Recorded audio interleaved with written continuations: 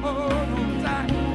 'Cause you know tomorrow may not bring that same thing that you said last night. Woo! Every time I find a little peace of mind, I hold on tight. 'Cause tomorrow may not bring the very same thing. No, no, no. Said none of the right there. You that care all. Just for me, I'm so glad that you that care all. Just for me, I'm so glad that you that care all. For a sinner like me.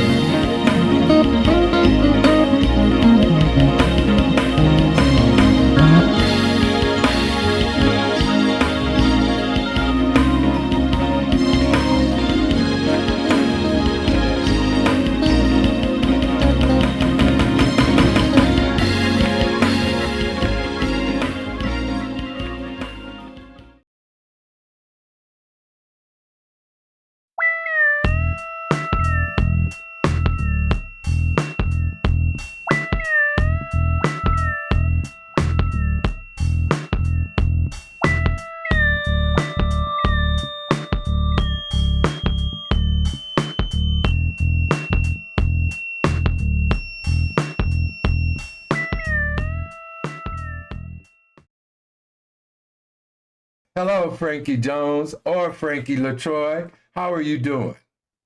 I'm doing wonderful, brother. How about yourself? Simply fantastic, and thank you for asking. Now, before we get too far, can you just give me a little bit of the difference between Jones and LaTroy?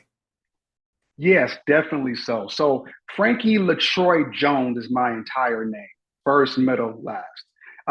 Frankie Jones is what I use for ministry or when I'm, maybe, speaking in a different area where it's not a performance. Frankie LaTroy would be what would be considered like my stage name or my poet name is Frankie LaTroy. When I do movies or certain things like that, you will see Frankie LaTroy in the credits, not Frankie Jones. But if you hear a sermon from me, you're going to see Frankie Jones, not Frankie LaTroy in that way. Okay. Well, we want to touch a little bit on all of that. Your pastoring or your ministering, your preaching, stage, your poetry, and when you go talk to people. That's where I kind of got more interested in you, seeing you out and talking to other people. Do you mind sharing a little bit of some of the engagements you have and some of the things you have spoken for? Oh yeah, definitely. Well, how much time we got? Hey, we could take as much as you want. We could do a two-part if you want. It's a two-part. So, speaking engagements really are my life. As you know, I preach every Wednesday night for the Light Experience over at Colorado Christian Fellowship. As a professional poet, I travel the country. I haven't traveled recently since the pandemic, but one of the things I do is travel, doing speaking engagements at schools, or whether it's other training other poets and spoken word artists. I've been in movies on Netflix. I've done speaking engagements at different galas. I've done oh man, there's so many different things. I work with the Colorado Symphony, and I'm a part of a concert that's called Lift Every Voice, and it's the youth concerts with the Colorado Symphony. And that's really neat because I get to perform with a full 60-piece symphony behind me. I'll be speaking at the commencement speech for a couple high schools coming up here this year. So yeah, I mean, speaking engagements are really just it is my core of what I do in my life. So it's my life is normally getting prepared for another speaking engagement. So once I'm working on one and I agree to do one, I'm always working on that one while I'm preparing for the next one. So it just that's kind of my daily duties, really. Like right now, you're speaking. You're making another Yeah. appointment. Could you give us a little bit more about that youth thing with the orchestra? Yeah, so I got to give you the whole story, right? So, Okay. I was asked to come in and speak for the Martin Luther King Humanitarian Awards. This is 2019, 2020, and this is something that the city does every year when they do the MLK March. Well, that night they bring in artists and jazz musicians and orchestra folks and different speakers, and they performed downtown at the DCPA. I was asked to come in and do a poetry with some symphony, which I was like, that's right up my alley, because normally when I perform my poetry, I have symphony behind me, just usually playing off of a track. I don't have my own band or anything like that, but I got like some music playing in the back because that kind of sets the tone for the poetry. So I was like, hold on, a live symphony with, and for MLK? Oh, wait. I like the way you say that. I see where I'm getting excited. Alive, I mean, with live? Instruments, professional people, Yeah. I mean, that get paid to do this, and they're gonna play for you while you do a speak. I did this thing. I was able to speak, and it was a packed house. It was wonderful. They asked me to come back and perform for the march. And at the end of the march, they were going to meet down at the Capitol, and they wanted some speakers. So they asked me to come in and do something for that. So I was like, of course, MLK. Denver has one of the biggest MLK marches in the country. Okay. You know, just the cause itself, I was excited. So I went down, I spoke for that. I always tell speakers this. This is what I always teach those who I train. You are always auditioning for your next speaking engagement at every event you do. Okay. And never forget that. Most of my jobs don't come from me coming into audition. Most of my jobs come in from, hey, we saw you at, hey, we heard about, I got a friend that was at one of your shows. That's how I normally get my speaking engagements. I haven't auditioned for a speaking engagement, and this is not a bragging thing. It's just how the world works with speakers. With any, and this is not just me, this is any professional, whether it's like a motivational speaker or whoever, or a preacher, whatever it is, we don't audition for those things. It is someone heard about so-and-so, told about so-and-so, and then you get an invite. That works. That's exactly what happened in this situation. I mean, bingo. I heard, I saw, and I had to call you up and try to get an invite. And I thank you for answering the call. Oh man, honors. We finished the MLK pieces, right? Okay. And again, did my thing. Everybody was pleased, no problem. I get a call. Well, I got an email actually about a month later. And it was like, hey, this is the Colorado Symphony. We're doing these youth concerts. We saw you at the MLK Humanitarian Awards. Would you be interested in doing a season with the Colorado Symphony? I'm like, whoa. Season? So you're not talking about one show. You're talking about a whole season. Well, another reason why this is big is because the Colorado Symphony doesn't have poets. Okay. That's not what they do. Talk to us about that, poet. You know, that's not what they do. I mean, if you play an instrument, you got an opportunity to perform with the Colorado Symphony for a season. My first question always is, what is your focus? Because there are a lot of opportunities that I turn down. I always teach, if the focus doesn't fit who you are, don't do it. Okay. Because one, you're not going to perform to your best ability. Two, because of that, you're going to mess up your next opportunity. If I come in and I halfway do something and that's your first time seeing me, you're going to think that's my ability. Not knowing I didn't really want to do it, but I just kind of threw something together last minute. I'm not going to have an opportunity to come to you and say, whoa, no. I got better stuff than that. So anytime I agree to do something, I have to fully believe in what your vision and what your mission is. Doesn't mean I'm better than anyone else or I'm above or beneath anybody's call. But as a speaker, you got to make sure it is what's in your heart, because then it's going to be a right fit. Sometimes the fit is just not right. I don't care how much they paying you.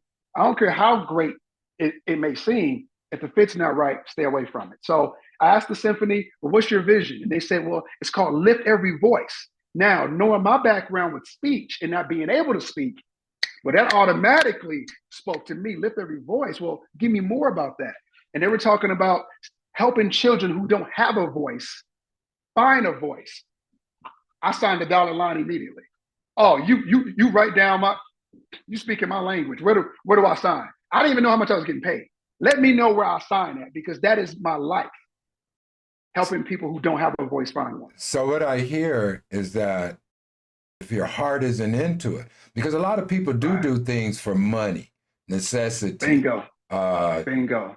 they want popularity and things of this nature. Right. But just like you were saying that the symphony, and I know you were at a mental health speech. That's when I actually, for the first time, really saw you in action. And Okay. and then Oh, you were there. no, Okay. no. I saw someone taped you. Just to show you how this works. Oh, Someone wow. taped you and said, this brother might work for you. And I mean, and was telling me about how you operate. And I had heard Wow. about you, but I never saw you. Somebody taped Okay. you, brought me the Wow. tape. So then after that, I end up coming to your church. I heard you preach. One thing that Yeah. I really got on, and especially that last part you were talking about, you signed on the dotted line because that was right up your alley. One thing that I wanted to commend you on are the young people that you were reaching, and the young people after Thank your you. sermon that were touched by you. And I would advise a lot of people or young people to go on Wednesday night to CCF and check out my man Frankie here. He's Appreciate it. Yes, for sir. real, and he's really good at what he's do. And what got me is to see the young people listening to you and the young people turning their life over. You know, that was a bullet for me. But this Amen. is Amen. your thing. I don't want to tell your story, but That's all right. that mental piece got to me. And then as we started to talk and I get to know more about you, I know you had a lot of engagements, a lot. Like you said, you've traveled, everything of this nature. But I do also know there was a challenge.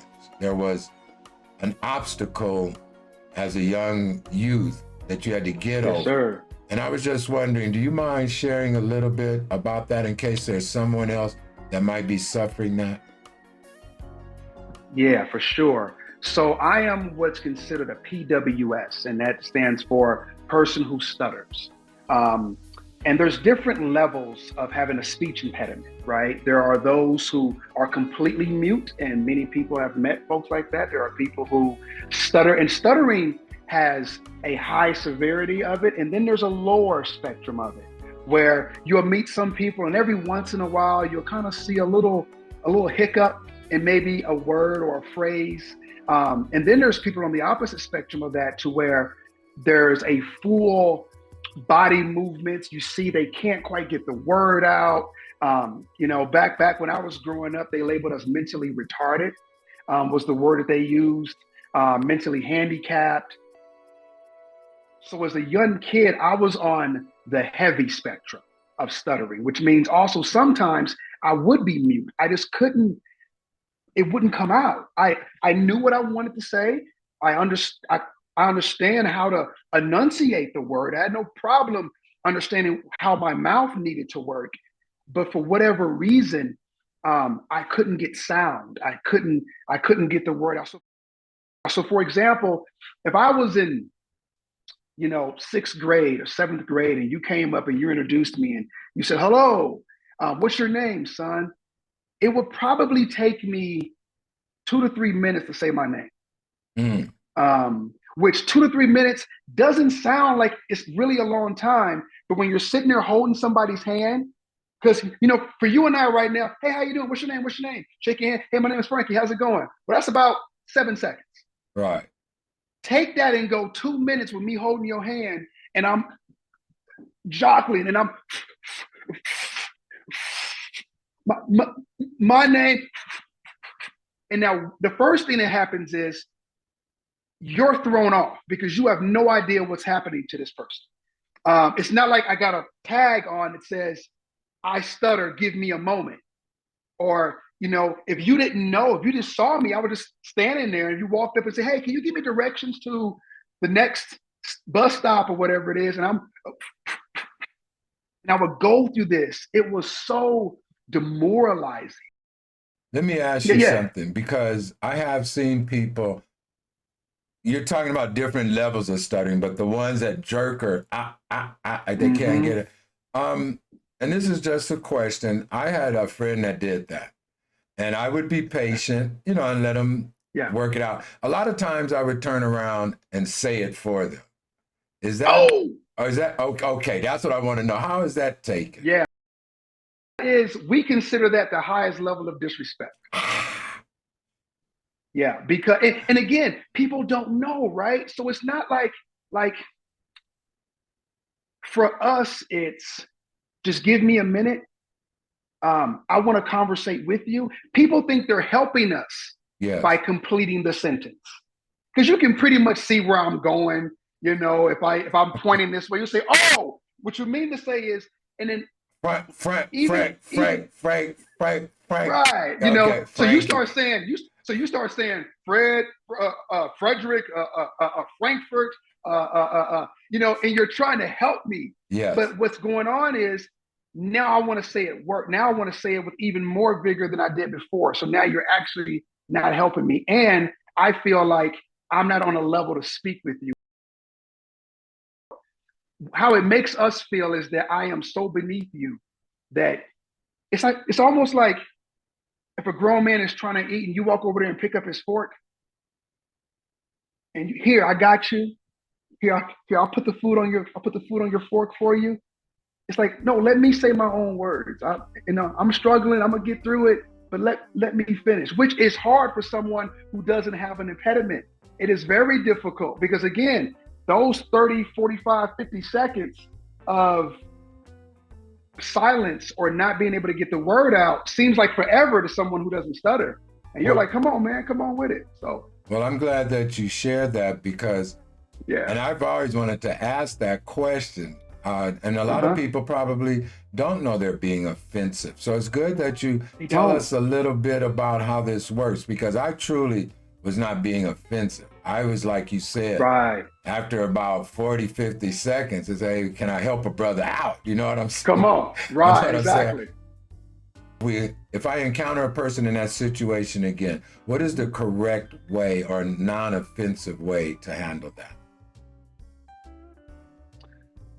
Maintain eye contact. As hard as it is, don't look away from us. As a person who stutters, could you imagine most of your life when you speak, people look away? Every time you open your mouth, somebody looks away. You start feeling like people don't see you. The first thing is maintain eye contact. Another thing you can say to them is, hey, take your time. I'm right here. I have. Sometimes I've seen people stutter and I never really did it like in their face, but I have went back on the side or something and imitated what they were going through. I've answered Yep. the questions. So Mm-hmm. I've been ignorant on how to handle these situations. I'm really glad. So can you continue to pick us up? I think it was about the sixth grade and Yeah. second.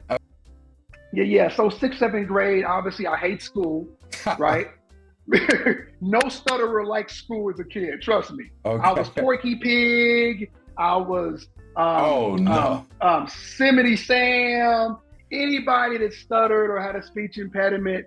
Oh, here comes Frankie, the stuttering kid, right? And kids are brutal. Like Yeah. adults are brutal too, but kids are just merciless, man. I mean, you know, and that was back when people was playing the dozens, you Yeah. know, talking about your mama jokes and all that. First of all, I couldn't talk about nobody because I couldn't talk. So I would have good comebacks. I just Okay. couldn't say it. It Okay. was like Okay. so I absolutely hated school. It was tough because there was such an ignorance, and I don't mean this as a disrespectful way of No, saying I ignorance. understand. We just Ignorance didn't in the know. true right, the true definition of the word ignorant. Folks Right. didn't know. We So just didn't know. teachers, kids, even my own family, right? So it was really tough going through those, making friends, people who you thought were your friend. When other people came around and made fun of you, those kids would make fun of you. And it was like, wow, I thought you were, you know. And then the thing about stuttering is that makes it even harder is that there's good days and bad days as a person who's a severe stutterer. So I may have a Monday and Tuesday where you look at me and go, man, you're doing pretty good. Like I'm not hearing a whole lot. And I get this false hope that, you know, whatever happened, I'm cured. I mean, it gets so desperate as a stutterer, my brother. We start looking at, hey, what did I eat today? How much sleep did I get?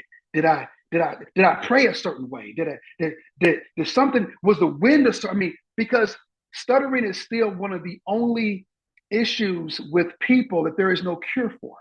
Oh. It is one of the only issues that people that humans have, they have still not found a cure for. So What anytime a stutterer has a good day, we start looking at anything. The light's brighter. Okay, maybe that's what it was or whatever. what is it that causes stuttering? Oh, that's the problem. Some say it's hereditary and some of it can be, but it's more prominent in men than it is women, but it does happen in women as well. It doesn't attach itself to culture or ethnic groups. I mean, black people stutter, white people stutter, Asian people stutter, Hispanic people stutter. I've met them all, but there are more men than women. It is more rare to see a woman who stutters than a man. Those are the scientific facts to it, right? But as far as what causes it, I've stuttered since I know. I know now some people will have a stroke and become stutterers. Some people have spoken, clearly their whole lives. And then after they have a stroke, now they need a speech. They need a speech doctor because for some other reason, whatever happened behind that stroke, they can't talk clean or straight, as we would say, right? But then some of us, like myself, I was stuttering when I was saying gaga goo goo, like stuttered since I could make sound. Didn't know any different than stuttering. Did you go through high school this way and growing up? Oh Or yeah. I had to relearn how to speak when I was 26. 25, 26 is when I relearned how to speak. And I'm talking about relearn how to speak like you would teach a child. Books, John went to the store. I'm 26 years old reading these books. 26 years old, even though you could read and write, you understood things, you couldn't Mm-hmm. speak. This Couldn't is speak. what it, like you said, you had a good comeback, but you couldn't get Oh it out yeah, there. couldn't get it out. So I could write it. I had okay, a great high level of comprehension. right. I comprehended words. I knew words, right? But I couldn't. Here was one of the breaking points right before me relearning how to speak it. I remember my little sister sitting on my lap. Now remember, I'm 25, 26 years old. My little sister sitting on my lap, and I'm reading her a book, right? And it was Mary, it was very simple stuff. Bus, train, car. Well, I started having what we call blocks. And a block is when you start to, jerk and whatnot, trying to get the words out. My little sister, who had to be 3, 4, 5 years old, looked at me and she thought I couldn't read. Mm. So she said, "Big brother, it's okay. I'll read it. Oh, I'll read it for you." And again, this book is like Mary went to the store, John rode his bike. She thought I couldn't read. It crushed me. It was one thing for the world to make fun of me and to, call me retarded or mentally handicapped. But for my little sister to be on my lap and look at me and go, "Oh, you can't read. I'll read it for you." amen. That day, I looked up speech pathologists. And just so happens, one of the most world-renowned speech pathologists lived in my city. And I went and met with him. Their advice was to just start reading Dick and Jane. Just Yeah. I mean, and I was so offended. I'm looking at this dude like, come on, man. Really? Like, you want me to start reading kid books? what was the strategy behind? Because you're saying you already could read, your comprehension was off the Right. chart, but what Uh-huh. was the advantage of starting over reading that? Learning what we call speech tools, easy onsets, continuous phonations. Like an easy onset is a way for you to break the tough sound going into a word. So, for example, um, instead of saying Bible, Bible is a hard sound to make for a stutterer.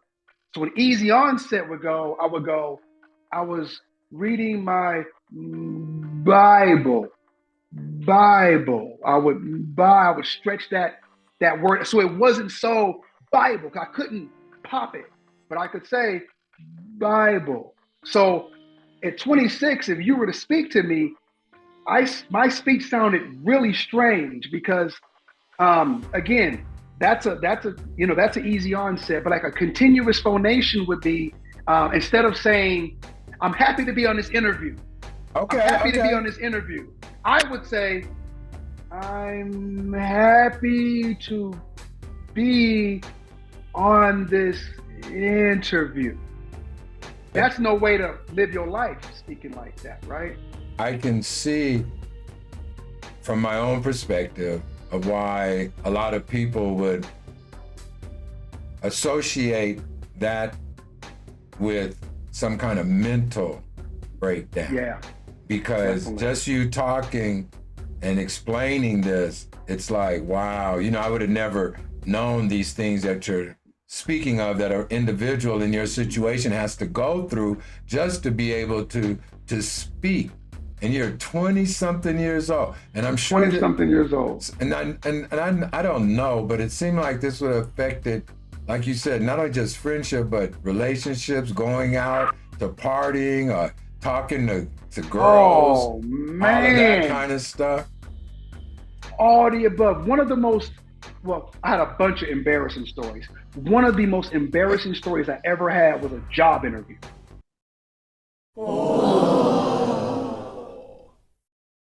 Well, another episode of Where Were You? And we would like to thank our guests for this evening. Also want to thank New Me.